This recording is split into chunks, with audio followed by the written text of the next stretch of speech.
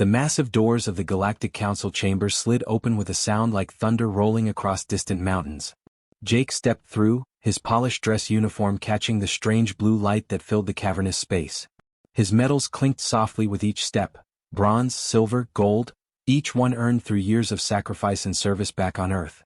He'd fought in 3 different war zones, lost friends he'd never stopped missing, and survived things that still woke him up at 3 in the morning with his heart pounding. Walking into this alien chamber felt surreal. Just 6 months ago, Jake was struggling to find his place in civilian life, working security at a warehouse and drinking too much beer alone on his apartment floor. Then came the message from the Galactic Council. They'd been monitoring Earth for years, watching humanity's military strategies, studying how humans solved problems and adapted to impossible situations. They wanted to meet him.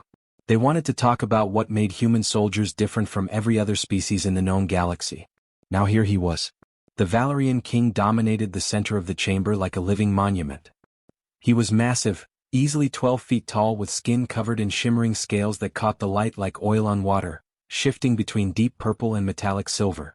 His eyes were ancient and intelligent, watching Jake with an intensity that made the veteran's instincts kick into overdrive. Everything about this creature screamed power and authority.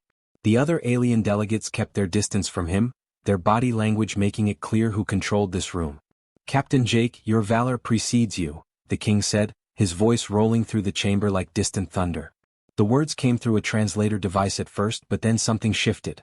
The king spoke again in perfect English, his accent crisp and clear. "I have studied your military campaigns. Your species' capacity for strategic thinking despite your biological limitations is remarkable." Jake nodded respectfully, keeping his expression neutral. That's what he'd learned in the army. Never show too much emotion to someone you don't understand. Never let them see you're uncertain. "I have a gift for you," the king continued, stepping to the side. Behind him, a doorway opened that Jake hadn't even noticed before. Something moved through the darkness. At first, Jake thought it was another alien, something dangerous. But then it stepped fully into the light and he had to catch his breath. It was a wolf. But not like any wolf that walked the forests of Earth. The creature was enormous, easily the size of a full-grown man on all fours, with fur that looked like liquid silver. It moved with impossible grace, each muscle flowing like water beneath its coat. Its eyes were what stopped Jake cold though. Those eyes held intelligence. Real intelligence. Not the animal awareness he'd seen in K9 units back home, but something deeper. Something that looked at him like it was taking his measure, analyzing him, thinking about him. The wolf padded forward and extended one massive paw toward Jake. When it spoke, its voice was smooth and measured, with an accent that sounded almost British. "Greetings, Jake. I am Kale. I am pleased to meet you." Jake's mind went blank for a solid 5 seconds. He stared at the wolf, then at the king, then back at the wolf. The creature was literally talking to him. Speaking in complete sentences with perfect grammar. This wasn't some translation device. This was actual speech coming from the animal's mouth. "My people," the king said, a note of something like frustration in his voice, "consider Kale to be defective. You see, in Valerian culture, our strength comes from our physical power and our instincts. We communicate through scent and through battle. Those who rely on language, who communicate through words and discussion, are seen as weak. They are seen as incapable of true strength." The king gestured at Kale with clear disdain. "This one speaks. He thinks in words. He prefers conversation to combat. My people have rejected him. They consider him broken, unsuitable, a mistake of nature." Jake looked at the wolf, at those intelligent eyes that seemed to be watching his reaction carefully. He could see something in those eyes, understanding, maybe even a hint of sadness. Kale knew what the king was saying about him. Kale knew his own people had thrown him away. "I am giving him to you, Captain Jake," the king said. "Perhaps your species, so creative and adaptable, might find use for this." The king said the word "this" with clear doubt, as if he couldn't imagine what anyone would do with a talking wolf. Jake looked at Kale. The wolf looked back at Jake. There was a moment of complete silence in the chamber. "So," Kale said, his voice calm and patient, "shall we see where this leads?" Jake felt something stir in his chest. He recognized that feeling. It was the same thing he'd felt when he first joined the army, the sense that he was about to step into something that would change his life. He extended his hand and shook Kale's massive paw.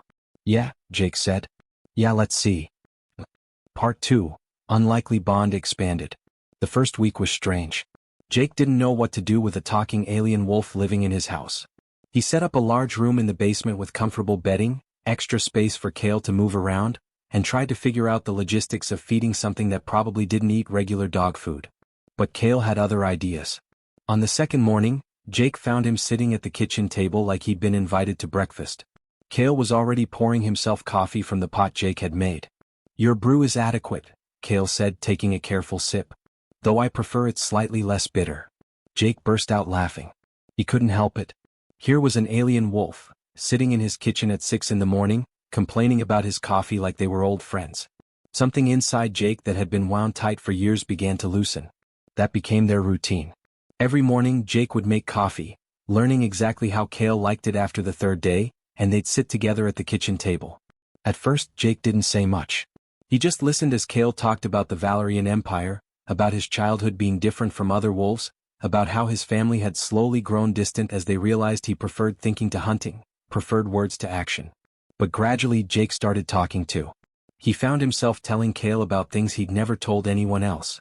About the deployment to the Middle East where his best friend got hit by an IED right in front of him. About the night Jake sat in the dark for 4 hours, wondering why he survived when better men didn't.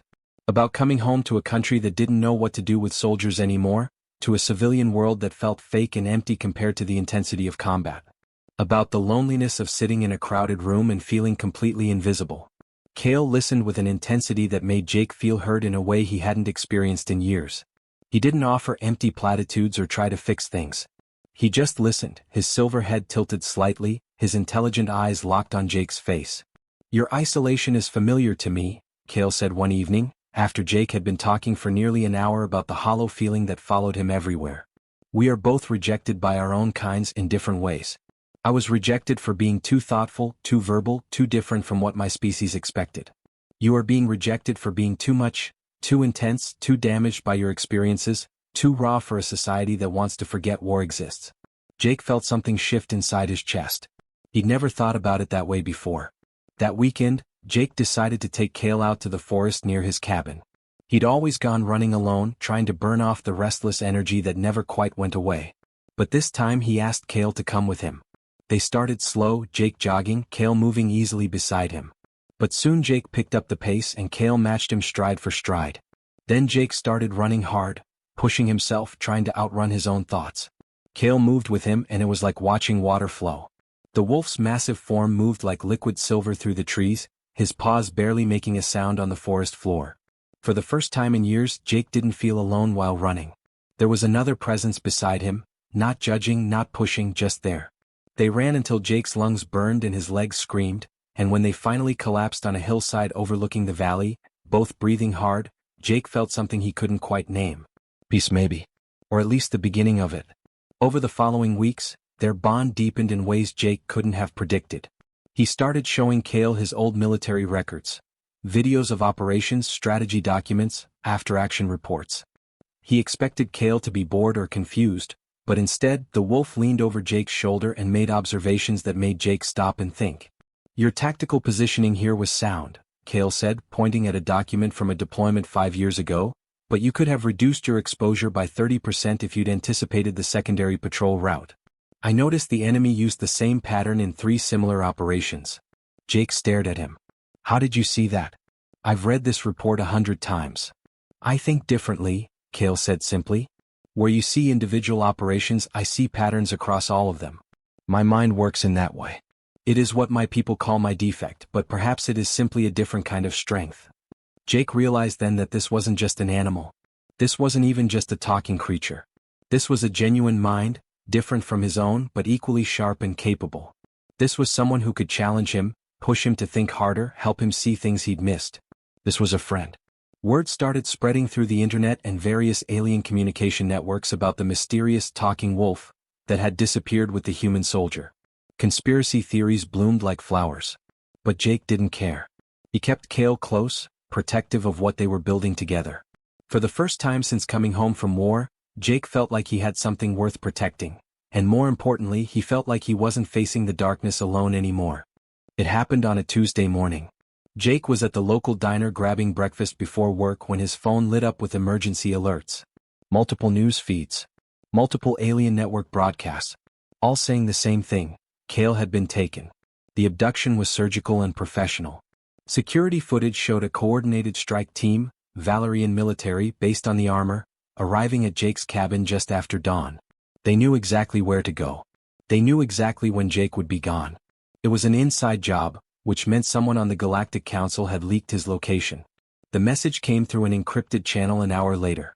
It was a video broadcast on every major news feed across the galaxy. 3 Valerian extremists stood in front of a massive stone arena, with Kale chained in the center. His silver fur was matted with dirt from the transport, and his eyes showed the first hint of fear Jake had ever seen in them. The so-called talking wolf has deceived the galaxy, one of the extremists announced, his voice cold and authoritative. We will prove that his speech is nothing but parlor tricks, mimicry without meaning. We will demonstrate that he is weak, that he is defective, that the Valerian king was foolish to gift such a failure to a human.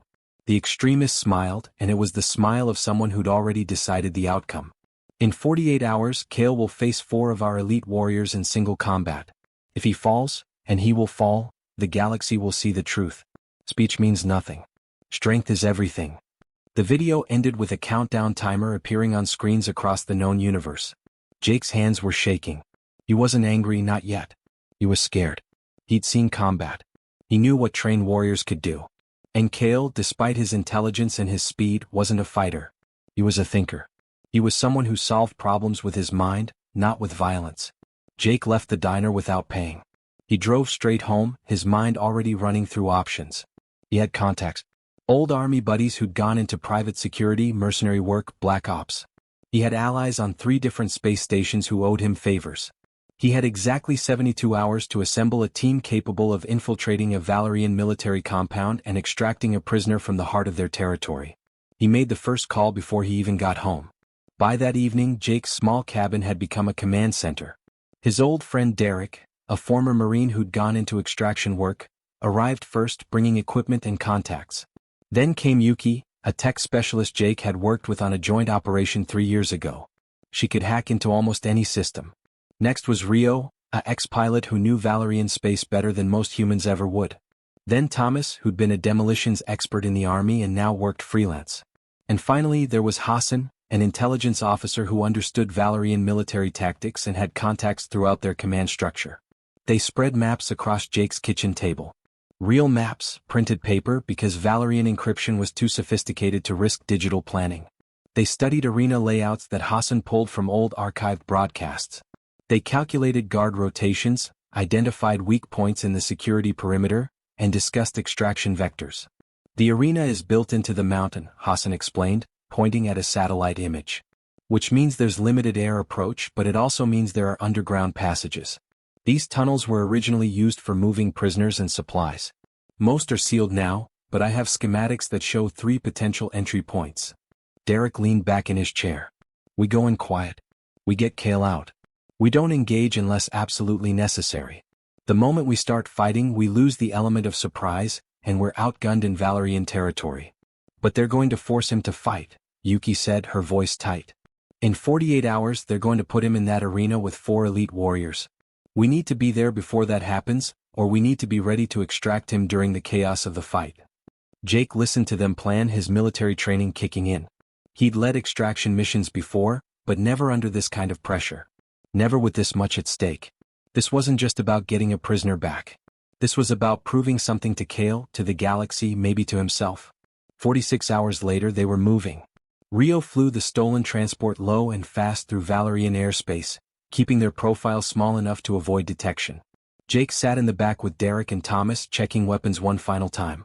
His hands were steady now. Fear had transformed into focus. This was what he'd trained his entire life to do. Hassan's voice came through their comm system. I've got eyes on the arena. The prisoner is being held in the lower detention block. Guards are rotating every 2 hours. We have a 20-minute window starting in 5 minutes. Go, Jake commanded. They moved like ghosts through the underground tunnels, using Yuki's hacked security codes to bypass each checkpoint. When they reached the detention block, there were only 2 guards.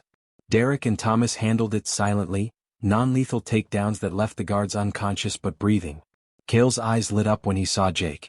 Relief, recognition, something that looked like hope. But there was no time for reunion. They had to move. The explosion came right on schedule. Yuki had timed it perfectly, a controlled blast in the opposite wing of the complex that drew every guard's attention away from their position. Jake, Kale, and the extraction team moved through the confusion like water, heading for the surface exit. But the arena was right there. And standing in its center, Jake could see the 4 elite Valerian warriors, already suited up and waiting. The countdown had just begun. Jake made a split-second decision. Instead of running, he stopped. He looked at Kale. "We end this," he said. "Right now. We show them what you really are." Kale nodded, understanding immediately. What happened next was broadcast across every major news feed in the galaxy. The footage would replay 1,000,000 times, analyzed and discussed by every species from here to the outer rim.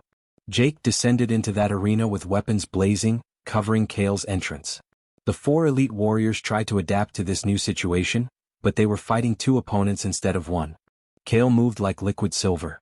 He wasn't fighting like a wild animal, he was fighting like a soldier, using tactics and strategy, communicating with Jake through gesture and voice, coordinating their strikes with precision. When one warrior tried to flank Jake, Kale was there with a perfectly timed maneuver. When another tried to pin Kale against the arena wall, Jake created an opening with a burst of covering fire. It was brutal and beautiful and absolutely devastating. The Valerian warriors were elite, but they weren't fighting 2 random opponents. They were fighting a human soldier with 20 years of combat experience and an alien wolf with a tactical mind that operated on a completely different level. The fight lasted 7 minutes. When it ended, the 4 warriors were defeated, bloodied but alive. Jake and Kale stood in the center of that arena, weapons still in hand, breathing hard, looking at each other. The footage being broadcast showed something the Valerian extremists had never expected. A human and an alien, working in perfect synchronization, proving that Kale's intelligence wasn't a weakness. It was a weapon. A tool. A strength unlike anything the Valorians had ever seen before. The galaxy was watching. And everything was about to change. The video went viral across the entire galaxy in less than 6 hours. News outlets that had been running the same stories for months suddenly had something unprecedented to broadcast. A human soldier and an alien wolf, fighting as one unit, defeating elite Valerian warriors in their own arena. But it wasn't just the combat footage that captured people's attention. It was the coordination, the synchronization, the obvious trust and communication between 2 completely different species. By the end of the first day, Kale had more social media followers than most planetary governments. Memes started circulating. News anchors from a dozen different worlds were analyzing every second of the fight, breaking down tactics, discussing what it meant. The hashtags trending across the galaxy were variations of the same theme: intelligence over instinct, the future of galactic unity, strength and difference. The Valerian king called a press conference. He stood before cameras representing species from across known space and announced that Kale's defect was actually an evolutionary advantage that his people had failed to recognize. It was a masterful political move. The king managed to look progressive while also vindicating his original decision to gift Kale to Jake. Within hours, reformers within Valerian society were using the footage as ammunition for their arguments about cultural evolution and the dangers of rigid thinking. "Our empire has been wrong," young Valerian senators began saying in their legislative chambers. "We have been measuring strength by outdated standards. This wolf, our own blood relative through genetics we did not fully understand, has shown us a new way of being powerful." It wasn't long before official communications arrived at Jake's temporary safe house. The Valerian king wanted to meet with him and Kale in person. He wanted to offer them something big. Jake stood in a formal chamber on the Valerian homeworld, dressed in a suit that cost more than his first car. Kale stood beside him, looking surprisingly comfortable in formal wear, a kind of ceremonial sash across his broad chest. The king entered with his full court trailing behind him. "Captain Jake, Kale," the king said, his voice carrying the weight of authority. "What you have done transcends simple victory. You have challenged the very foundations of how my people understand themselves. I wish to make you both official ambassadors of the Galactic Council. Your mission would be to travel between worlds, to facilitate understanding between different species, to demonstrate that strength and intelligence are not opposed to each other but complementary." It was an incredible opportunity. The kind of position that could genuinely change things. Jake and Kale exchanged a look and then Jake nodded. "We accept," he said. But not everyone in the galaxy was celebrating their rise. In the darker corners of space, in encrypted forums on forgotten space stations, in underground bunkers hidden beneath planetary surfaces, a different conversation was happening. A coalition of traditionalist factions was forming. Valerian hardliners who saw Kale's success as a threat to their culture. Human military contractors who feared that peaceful diplomacy would cut into their profits. Alien species that had built their entire societies on rigid hierarchies and didn't want those structures questioned. These groups had no unified leadership, but they shared a common enemy, Jake and Kale. They represent chaos, one Valerian extremist broadcast across a secure network. They represent the dissolution of everything our species has built. We must act before their influence spreads further. The threat started small. Leaked intelligence suggested that several extremist groups were planning coordinated attacks. A bomb was discovered in a transport that was supposed to carry Jake to a diplomatic summit. Security forces intercepted an assassination squad before they could reach Kale at a public appearance on Earth. Jake's old military instincts kicked back into high gear. He couldn't operate at full combat readiness while trying to be a diplomat. It was exhausting, being constantly vigilant, constantly aware that danger was always just around the corner. He started training again with Derek and his team. They set up a private facility on a remote moon and Jake pushed himself harder than he had in years. Every morning before dawn he ran combat simulations. He practiced weapon handling, hand-to-hand combat, tactical scenarios. His body ached but his mind grew sharper. Kale, meanwhile, was diving deep into the political structures of the galaxy. He studied voting patterns in the Galactic Council, learned the history of every major species civilization, mapped out alliances and rivalries that went back centuries. He consumed information like it was oxygen, building a mental model of how galactic politics actually worked beneath all the formal ceremonies and diplomatic speeches. The traditionalist factions are well organized, Kale said one evening, pulling up data on a secure network. They have supporters across at least 15 major species groups. Their network is decentralized, which makes them harder to target, but it also means there's no single point of failure. No single leader we can remove to stop them. So what do we do? Jake asked. We change the narrative, Kale said. Right now we're symbols. But symbols can be attacked, threatened, diminished. We need to become something more. We need to create a movement that's bigger than just us. That's when they started traveling. Jake and Kale visited worlds most humans had never heard of. They spoke to species that rarely interacted with each other. They shared their story, not just the combat footage but the real journey. How they'd found each other as outcasts. How they'd built trust despite coming from completely different backgrounds. How they'd learned from each other's perspectives. On a water world inhabited by a telepathic species, Kale helped a young alien who was being rejected for preferring written communication over the traditional mental network. On a military-focused planet, Jake worked with commanders to develop training programs that incorporated both tactical thinking and verbal communication. On a wealthy trading hub, they both participated in a debate about economic systems, showing how different ways of thinking could solve the same problem from multiple angles. The movement grew quietly at first. Then it accelerated. Young aliens from dozens of species started identifying as part of what the media called the Alliance. Not a political party but a cultural shift. A recognition that diversity of thought and approach wasn't weakness. It was strength. Parents started encouraging their children to pursue interests their cultures had deemed unsuitable. Scientists who'd been silenced for their unconventional approaches found platforms. Artists whose work had been dismissed found audiences. But the traditionalist factions were also preparing. In hidden locations across the galaxy, they were planning something bigger than scattered assassination attempts. They were planning something that would fundamentally challenge everything Jake and Kale had built. Jake could feel it coming. The calm before the storm. He trained harder. Kale studied more. They knew the real fight wasn't over. In fact, it was just beginning. The emergency alert came at 3 a.m. Jake's secure communication device lit up with red priority flags from the Galactic Council. A plague. Biological agent. Unknown origin. It had started in a remote colony on the Outer Rim and was spreading faster than any disease the galaxy had encountered in recorded history.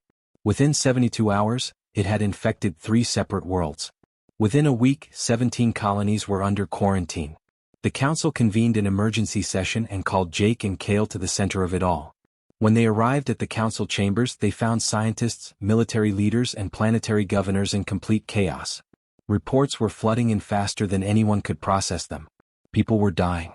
Infrastructure was collapsing. There was panic spreading almost as fast as the actual virus. A lead scientist named Dr. Patel stood before the assembled crowd with dark circles under her eyes. She looked like she hadn't slept in days. "We don't know what this is yet," she said, her voice hoarse. It's unlike anything in our databases. It attacks multiple species simultaneously, which shouldn't be possible. Most biological agents target specific genetic markers. This one adapts. It mutates. By the time we develop a treatment for one strain, 3 new variants have already emerged. The room fell silent. This wasn't just a medical crisis. This was an existential threat. The Valerian King looked directly at Jake and Kale.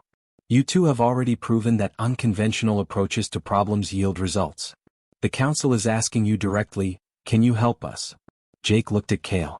They didn't need to speak.